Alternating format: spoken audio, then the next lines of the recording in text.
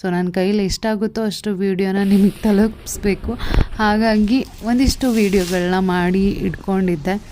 ಬಾಗಿಲಿಗೆಲ್ಲ ನೀರು ಹಾಕಾಯಿತು. ಹಾಗೆ ಈಗ ರಂಗೋಲಿ ಹಾಕ್ತಾಯಿದ್ದೀನಿ. ರಂಗೋಲಿ ಹಾಕೋದಂದ್ರೆ ನನಗೆ ತುಂಬ ಇಷ್ಟ. ಎಷ್ಟು ದೊಡ್ಡ ರಂಗೋಲಿ ಆಗುತ್ತೋ ಅಷ್ಟು ದೊಡ್ಡ ರಂಗೋಲಿ ಹಾಕಬೇಕಂತ ಇಷ್ಟ. ಬಟ್ ಓಡಾಡಿ ಎಲ್ಲ ತುಳಿದು ಬಿಡ್ತಾರೆ ಅಂತ ಒಂದಿಷ್ಟು ಮೀಡಿಯಮ್ ಆಗಿ ರಂಗೋಲಿನ ಹಾಕ್ತೀನಿ ಈ ಹಬ್ಬಗಳಲ್ಲಿ. ಈಗ ಒಂದೊಂದು ಹಬ್ಬಕ್ಕೂ ಒಂದೊಂದು ಹಿನ್ನೆಲೆ ಇದ್ದೇ ಇರುತ್ತೆ.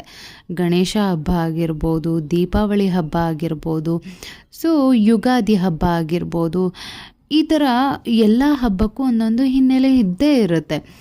ಜೊತೆಗೆ ಈಗ ವರಮಹಾಲಕ್ಷ್ಮಿ, ಈ ವರಮಹಾಲಕ್ಷ್ಮಿ ಹಬ್ಬನ ನಾವು ಯಾಕೆ ಆಚರಣೆ ಮಾಡ್ತೀವಿ, ಸೊ ಇದೆಲ್ಲದನ್ನು ಕೂಡ ನಾನು ಮುಂದೆ ಹೇಳ್ತಾ ಹೋಗ್ತೀನಿ.